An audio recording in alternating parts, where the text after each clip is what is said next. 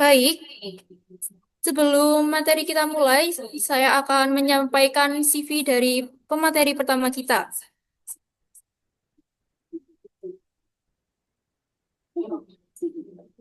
Nama, Rahmat Fajar Basada, selaku Deputi Kepala Wilayah Jawa Timur di PT Bursa Efek Indonesia. Pendidikan S1 Fakultas Ekonomi Universitas Brawijaya, S2 Fakultas Ekonomi dan Bisnis Universitas Brawijaya. Pengalaman kerja Juni 2025 sampai saat ini Deputi Wilayah Jawa Timur, Agustus 2014 sampai 2025, Senior Analis Regional Development Unit, Januari 2011 sampai Juli 2014, Staf Keuangan dan Pengadaan LSIHB. Baik, selanjutnya saya akan menyampaikan beberapa ketentuan dari acara inti kita. Yang pertama, seluruh peserta diharapkan untuk mematikan audio selama pemateri menyampaikan materinya.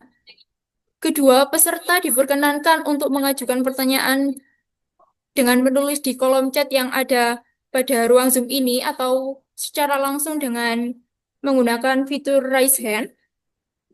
Dan seluruh peserta diharapkan menyiapkan diri untuk outngame saat acara berlangsung dan tidak lupa untuk memakai virtual background yang sudah panitia tetapkan. Demikian ketentuan yang diterapkan saat acara ini berlangsung. Dimohon untuk para peserta bisa fokus dengan materi ini karena materi ini berkaitan dengan awal belajarnya kita berinvestasi. Selanjutnya kami persilahkan kepada pemateri yang terhormat Bapak Rahmat Fajar Basarda. Waktu dan layar kami persilahkan.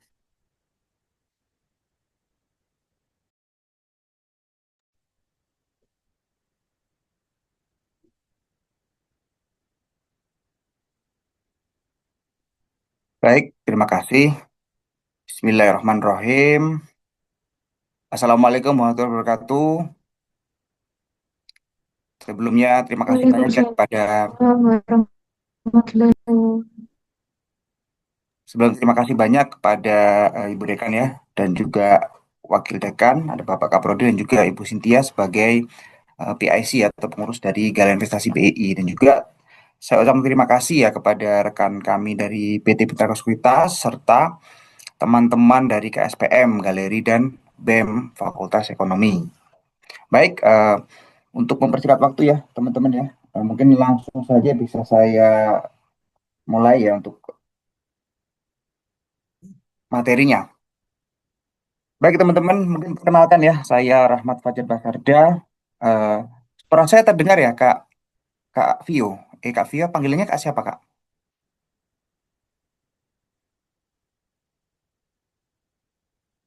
Kak moderator, Terdengar Bapak oh terdengar. Eh, Kak moderator panggilannya Kak siapa?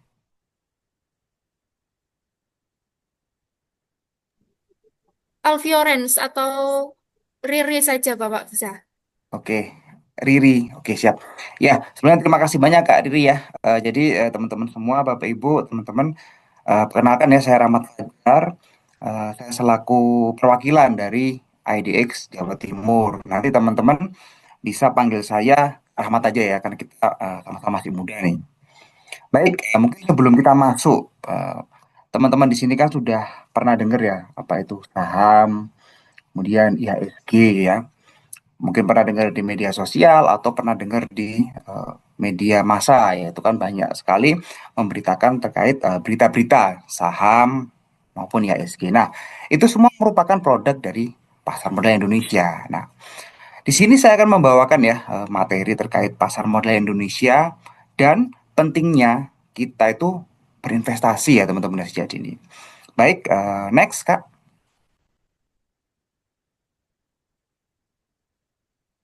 Yang pertama nih teman-teman, jadi kita perlu menyamakan persepsi ya.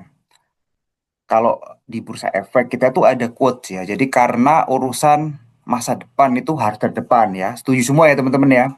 Jadi teman-teman awalnya kan sekolah nih, setelah itu kuliah, nah itu kan juga sama ya demi masa depan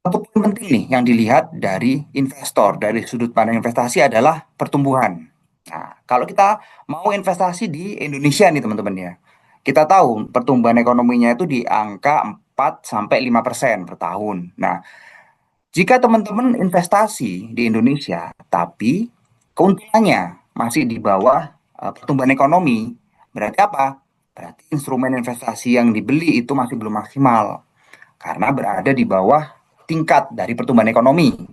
Misalkan keuntungannya atau cuannya cuma 3% ya. Jadi itu sebenarnya kita investasinya itu belum maksimal. Nah, kemudian sudut pandang lain nih teman-teman ya. Tadi kan sebagai investor kita melihatnya dari pertumbuhan nih. Kemudian yang penting lagi adalah poin yang bawah nih teman-teman. Jadi Indonesia memiliki posisi iklim investasi yang stabil. Nah, itu penting juga. Selain pertumbuhan, kestabilan dalam berinvestasi di sebuah negara itu juga penting ya teman-teman ya. Nah, kalau kita lihat dari beberapa inputan ini ya teman-teman ya, Indonesia itu sebenarnya bisa dikatakan negara yang masih cukup seksi ya untuk dijadikan ini eh, aliran dana investasi ke Indonesia itu masih cukup menarik teman-teman. Nah, kemudian teman-teman ya dari sisi tadi ekonomi kita lihat dari posisi strategisnya, kemudian kita dari kondisi regionalnya, kita lihat dari iklim investasinya. Nah, itu bagus ya. Dan juga yang paling penting Indonesia punya sumber daya alam yang melimpah teman-teman ya. Nah, kita tahu nih Indonesia sebagai produsen nomor satu nikel di dunia, nomor satu. Kemudian kita juga punya kelapa sawit ya. Kita juga punya tembaga, punya emas, cuma punya gas juga dan macam-macam ya teman-teman ya. Jadi kalau kita lihat di sini teman-teman ya, sebenarnya ada yang bicara nih, ada yang bilang sebenarnya Indonesia tuh nggak butuh dunia ya teman-teman ya, tapi dunia itu butuh Indonesia itu bener ya. Karena apa? Kita ekonominya udah besar, populasinya juga udah gede. Nah, sumber daya potensi-potensi alamnya juga sudah melimpah teman-teman. Nah, selanjutnya ini pertanyaannya, apakah kita semua atau masyarakat Indonesia itu sudah bisa menikmati ya rembesan dari ekonomi, kelimpahan dari sumber daya? Apakah sudah menikmati? Nah, mungkin ada yang jawab sudah, ada yang jawab belum ya teman-teman ya. Atau mungkin ada yang udah menjawab nih, sudah menikmati tapi belum merata Kak gitu kan. Oke ya. Kemudian pertanyaan kedua teman-teman, apakah kita bisa menikmati keuntungan ya dari produksi nikel, dari kebun kelapa sawit, dari produksi gas, emas, dan lain-lain. Apakah bisa? Bisa ya teman-teman ya, bisa. Jadi gimana Karamat kalau kita mau menikmati hasil dari bumi, hasil dari petambang, hasil dari aktivitas ekonomi, hasil dari perbankan. Caranya gimana? Nah, ada dua cara teman-teman ya. Cara yang pertama, kalau teman-teman mau dapat keuntungan dari sektor tambang nih, misalkan ya. Nah, teman-teman, caranya gampang. Teman-teman bisa buka tambang sendiri ya. Nah, teman-teman bisa buka tambang sendiri. Nah, itu bisa dapat keuntungan dari sumber daya alam kita. Nah, ada cara kedua. Nah, ini cara yang paling make sense. Cara kedua. Dengan apa? Dengan kita membeli saham-saham perusahaan tersebut, teman-teman. Nah, kalau sekarang teman-teman mau buka perbankan ya, misalkan teman-teman mau buka bank seperti BRI. Nah, butuh berapa puluh tahun ya teman-teman ya, butuh modal berapa, kemudian belum lagi, aduh, perizinannya dan lain-lain ya, ribet ya kalau mau membuka usaha sendiri.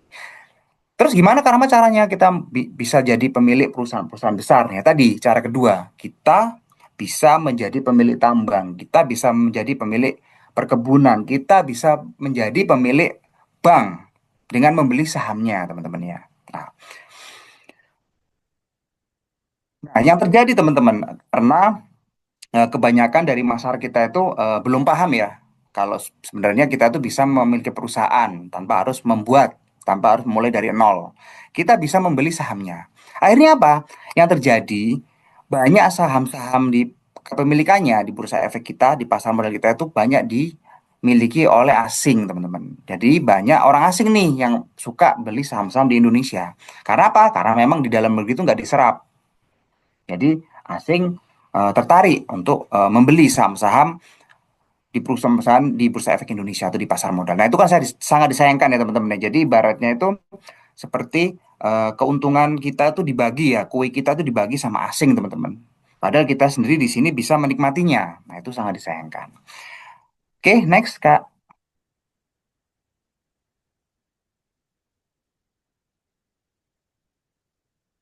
Next.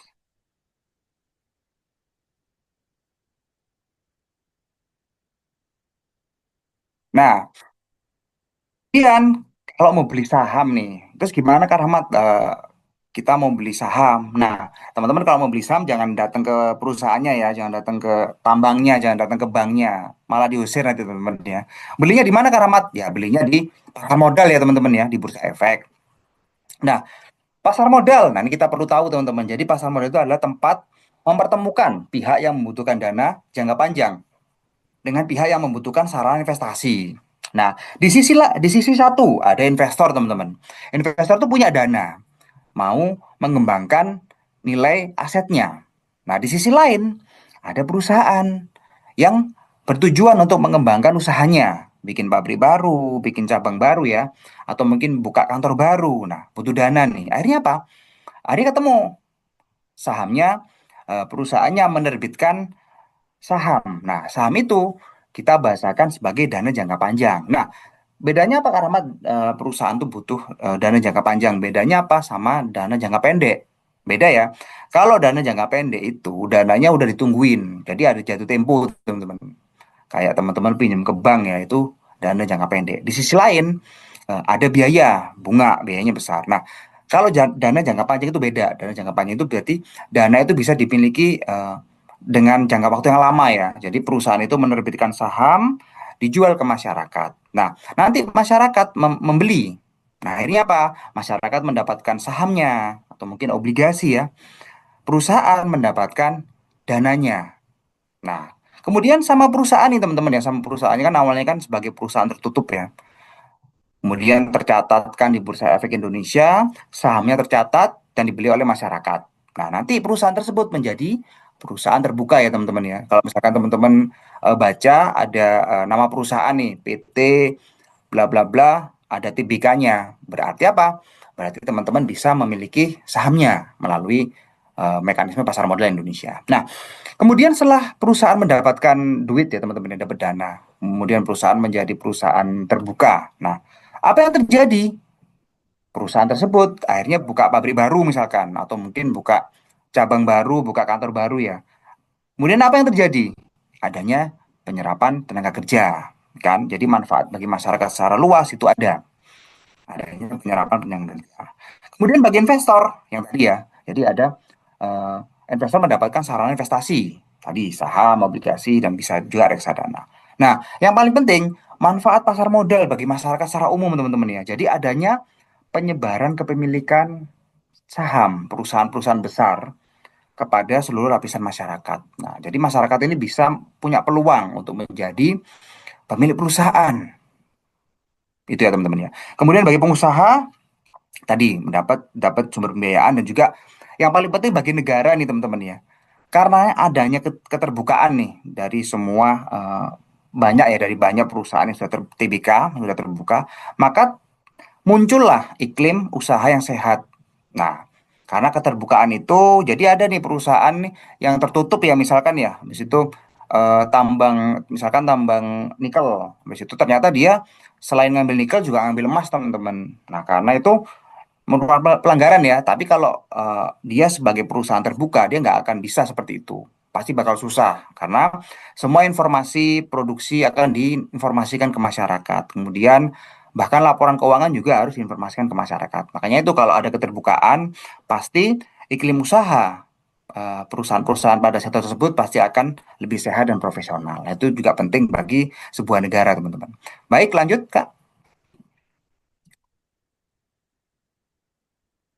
Nah, selanjutnya adalah kita perlu tahu ya teman-teman ya. Jadi ada empat pilar nih. Tadi ada empat pilar yang bertugas menjaga kestabilan sistem keuangan di Indonesia, teman-teman. Nah, ini ada yang pertama, Bank Indonesia. Nah, Bank Indonesia tugasnya apa? Tugasnya adalah menjaga kebijakan moneter, teman-teman. Kemudian terkait payment system ya. Kemudian nilai tukar juga dijaga oleh Bank Indonesia. Nah, dulu itu Bank Indonesia itu tugasnya banyak teman-teman ya. Jadi dulu itu OJK itu tidak ada teman-teman. Jadi nggak ada OJK. Nah, tugasnya Bank Indonesia yang ya, sama. Jadi sebagai pembuat kebijakan moneter, di sisi lain Bank Indonesia juga menjadi ini ya pengawas dari lembaga jasa keuangan. Jadi berat tugasnya. Akhirnya apa? Akhirnya dipecah nih. Bank Indonesia fokus sama kebijakan, payment system. Nah, OJK. Jadi muncul OJK. OJK ini tugasnya menjadi supervisi dari lembaga-lembaga jasa keuangan perbankan dan non perbankan, teman-teman. Nah, jadi fungsi supervisinya, pengawasannya dipindah ke OJK. Bank Indonesia tetap punya kebijakan, tetap megang kebijakan moneter dan juga payment system dan lain-lain. Nah, kemudian di sisi lain ada namanya lembaga penjamin simpanan nih, teman-teman. Nah, teman-teman nanti mau kerja ya, kalau mau kerja nanti kerjanya di sini ya, di lembaga penjamin simpanan tuh gajinya gede, teman-teman. Karena apa? Karena dia tuh ngeluarin duit ya. LPS itu akan mengeluarkan uang kalau ada bank itu yang kolaps. Nah, kalau sekarang kan karena perbankan kita kan sudah pada bagus ya, sudah diawasi juga dan dengan OJK. Makanya tuh untuk ada bank yang kolaps seperti dulu itu susah, teman-teman. Makanya tuh LPS tuh selalu dapat uang terus. Jadi jarang ngeluarin duit ya. Kalau mau kerja kerja di LPS tuh gajinya gede. Nah, kemudian di sisi yang terakhir nih, pilar keempat ya, itu ada Kementerian Keuangan, teman-teman. Nah, tugasnya apa? Kita tahu ya, Kementerian Keuangan tugasnya terkait kebijakan fiskal. Jadi belanja negara, kebijakan pajak, subsidi. Nah, APBN itu diatur oleh Kementerian Keuangan. Nah, terus pasar modal. Nah, pasar modal itu kita tuh di bawah OJK, teman-teman ya. Jadi pasar modal adalah termasuk lembaga yang diawasi oleh OJK. Jadi kita masuk eh, pada lembaga keuangan non perbankan. Nah, di situ banyak ya. Selain pasar modal, ada asuransi, ada pegadaian juga, itu kan termasuk lembaga keuangan non perbankan, teman-teman. Nah, bursa efek itu diawasin oleh OJK. Baik, next Kak. Nah, kita lebih zoom in lagi, teman-teman ya. Kita lebih masuk lagi ya. Kita lihat nih struktur ya. Kita mengenal struktur pasar modal kita. Nah, Bursa Efek Indonesia tugasnya adalah apa? Kita tuh sebagai operator perdagangan, teman-teman ya. Jadi tugas Bursa Efek Indonesia menyelenggarakan perdagangan efek yang teratur, wajar, dan efisien. Nah, Bursa Efek Indonesia nggak sendiri ya. Jadi kita tuh ada temennya juga. Jadi kita tuh di sisi back office ya. Kalau Bursa Efek itu lebih ke front office-nya lah istilahnya. Nah, kita tuh di back office juga ada temennya, temennya ya. Jadi yang pertama adalah KPII ya, atau ID Clear. Nah, itu merupakan eh, perusahaan yang memastikan nanti pihak-pihak menerima hak dan menjalankan kewajibannya. Jadi lebih ke ini ya, lebih ke sektor di clearingnya. Nah, kemudian di sisi lain ada namanya KSEI, teman-teman. Jadi lembaga KSEI adalah lembaga yang bertugas untuk melakukan penyimpanan dan transaksi. Nanti kita coba lihat ya tugasnya eh, secara ininya seperti apa. Nah, kemudian teman-teman, nah kita harus kenal juga nih kalau di pasar modal ya. Jadi kita bertiga itu ID Clear, IDX, dan KSEI adalah bisa disebut ya, bisa disebut oleh SRO, teman-teman, dengan SRO. Jadi Self Regulatory Organization. Nah, artinya apa? SRO ini bisa membuat kebijakan terkait pasar modal, tapi harus tetap sesuai dengan mandat dari OJK, teman-teman ya. Jadi OJK itu memberikan mandat, gambaran secara umum ya. Nah, tugasnya SRO, tugasnya kita bertiga ini bikin kebijakan dan juga menjalankan pasar modal. Nah, seperti itu. Kemudian kita juga didukung sama banyak lembaga, teman-teman ya. Nah, yang pertama ada perusahaan efek, teman-teman. Nah, ini perusahaan efek itu sama dengan perusahaan sekuritas ya. Jadi termasuk dari rekan kami nih dari PT Pintraku Sekuritas itu termasuk dari 92 perusahaan efek yang ada di Indonesia. Nah, kemudian untuk perusahaan tercatat, teman-teman ya, kita itu ada 956 sampai tahun 2025. Nah, artinya apa? Teman-teman bisa membeli 956 perusahaan yang ada di Bursa Efek yang ada di Indonesia, yang sudah tercatat di pasar modal Indonesia. Nah, kemudian ada 132 produk obligasi, teman-teman ya. Nah, kemudian suku ini sama dengan obligasi ya, tapi yang syariah. Nah, kemudian produk ETF juga ada, dan juga kita sudah mencapai jumlah investornya cukup besar ya, teman-teman ya. Sekarang sudah mencapai 20 juta lebih investor pasar modal. Nah, baik Kak, next. Nah, kemudian secara umum ya, karena pasar modal itu kan namanya juga pasar nih, teman-teman ya. Jadi konsepnya itu sama dengan pasar-pasar tradisional. Sama dengan pasar-pasar hewan nih, teman-teman ya. Sama sebenarnya. Cuma lokasinya aja yang beda ya. Kalau pasar pasar Wonokromo ya di Wonokromo ya, pasar Pucang ya di Pucang ya. Nah, kalau pasar modal di mana? jadi bursa efek gitu kan. Kemudian kalau di pasar tradisional yang jual adalah barang ya, macam-macam ya, sayur ya, ya beras ya, macam-macam. Nah, kalau di pasar modal yang jual adalah efek teman-teman ya. Jadi obligasi, produk-produk saham, produk-produk turunan saham derivatif itu dijualnya di pasar modal.